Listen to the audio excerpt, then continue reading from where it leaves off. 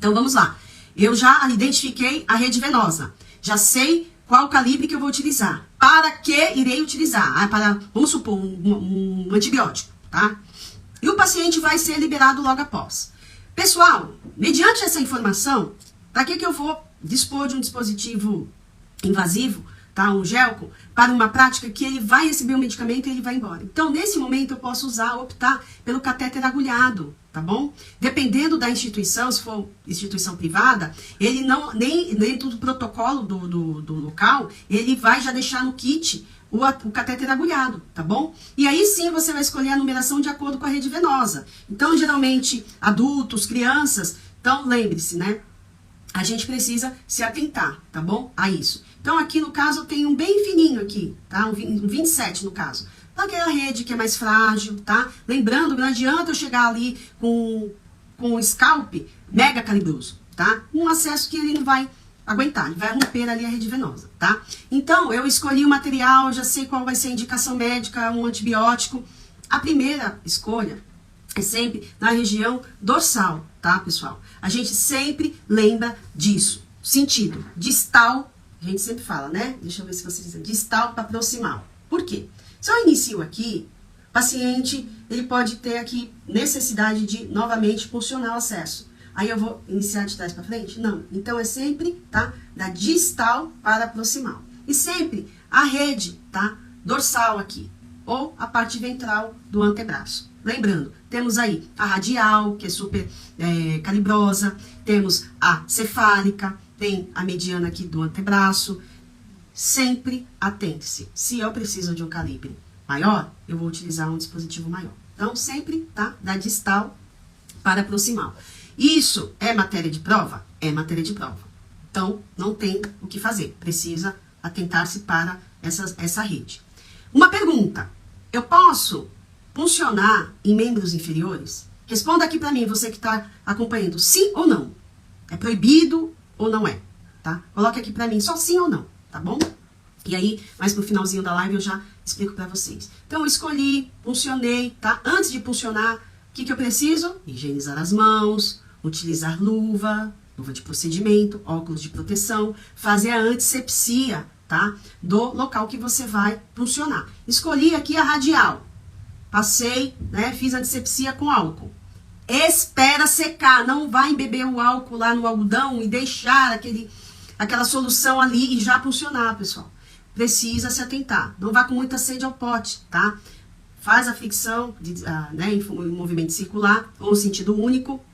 E aí sim você pulsiona, tá bom? Lembrando de utilizar os EPIs, ok? Perfeito. Eu pulsionei, então se é um paciente que eu pulsionei e ele vai embora, né? Depois de X horas, lembrando que a cobertura transparente, ela te dá a opção aí de avaliação de rede venosa. É o que é preconizado. Tem as diretrizes da Anvisa, tá? Que coloca que a estabilização, a cobertura precisa ser estéreo, que a cobertura precisa ser transparente. Mas se eu estou ali no pronto-socorro, pessoal, e eu não tenho essa película transparente, tá? Eu só tenho esparadrapo ou só tenho micropóreo.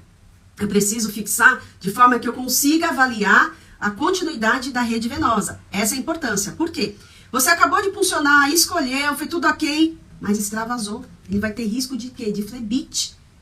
E se eu encher, pior do que usar o esparadrapo, é você encher de esparadrapo ali, preencher todo o espaço e não ter condição nenhuma de avaliação, tá? Então, eu sempre ensino para os meus alunos o que é o ideal, o recomendado nas diretrizes da Anvisa. É isso que você vai responder. Você está fazendo um processo seletivo, você não quer saber se o hospital tem, não tem, você tem que responder de forma adequada. Isso é o candidato respondendo o que tem que ser. Realidade. Estou num hospital que não tem película transparente nem para paciente internado, embora seja a recomendação. Então, já que eu tenho que fixar, eu tenho que deixar o trajeto do acesso visível. E não enfaixar todo o acesso, porque esse paciente, se ele tiver extravasamento, ele vai ter um risco de flebite, tá? E aí é pior ainda, tá bom? Então, a estabilização, o adequado é que você utilize a película transparente com o objetivo que você avalie, tá? Avalie lá a rede venosa, ok? Então, eu não tenho, então eu vou precisar utilizar ali uma película, um micropóreo, um esparadrapo, tá? Se o paciente não ficar menos de 24 horas, você pode até menos de 48 horas com com acesso, você pode até colocar uma gaze para proteger o local, porque é um procedimento que tem que ser estéril, ok? A cobertura precisa ser estéril. Ah, eu não tenho nada de curativo transparente, mas eu tenho uma gaze estéril. Então, eu posso sim, tá? No local, colocar. Mas se isso ultrapassar de 48 horas, já não tenho, porque ao retirar você pode perder aí o acesso periférico. Então, a gente precisa estar atento a tudo, tá? O que acontece com o paciente. A rede venosa, ela precisa muito ser inspecionada em todo momento da administração do medicamento. Porque tem drogas que são chamadas vesicantes. Para quem não conhece, são as drogas que são muito irritantes para a rede venosa. E a todo momento eu preciso avaliar essa rede, tá? Então, pessoal, quando eu falo isso, eu falo também sobre as tentativas. Até quantas vezes um profissional pode funcionar o acesso do paciente? Coloca aqui para mim. 1 vez, 2 vezes, 3 vezes por profissional. Quantas vezes eu posso ir lá e tentar? Tá? Tem gente que fica lá, ó, já tô aqui, tentei 5 vezes, ainda fala com a boca bem cheia. Tentei 5 vezes e não consegui. Será que pode? 5 vezes a tentativa? Então, responda aqui pra mim, que eu vou falar um pouquinho da pergunta anterior. Então, muitas pessoas colocaram aqui, ó, sim, tá? Sim, pode funcionar em membros inferiores, outras colocaram não. Sim, até 2 anos de idade, legal, gostei dessa, tá? Crianças, menores de 3 anos de idade, é indicado a punção em membros inferiores, porque é uma fase, né, que é de fácil... ou a criança ainda não anda, tá, pessoal? Principalmente, para a criança que anda é mais difícil, tá? Mas dependendo se ela está muito debilitada, ela não vai andar, a rede venosa dos membros inferiores, elas são muito bem-vindas, tá? Então, não tem problema nenhum. O adulto não é proibido, não existe a proibição, mas existe o bom senso, tá? O que significa o bom senso? Um paciente diabético, um paciente com risco de trombose, pode levar a risco de trombose. Por isso que o membro inferior, ele deve ser evitado. Ah, mas não tem, o paciente está muito mal, é vida ou morte. Preciso pulsionar? Quando for casos extremos, você pode pulsionar em membro inferior, desde que o paciente não tenha nenhuma complicação prévia, tá? Se for um paciente diabético, por exemplo, já é uma complicação, tá, pessoal? Então, ele não é proibido. A punção em membro inferior não é proibida, mas ele leva a risco de trombose. Por isso que ele precisa ser evitado, tá bom? E a outra questão que eu coloquei, até quantas vezes um profissional pode pulsionar?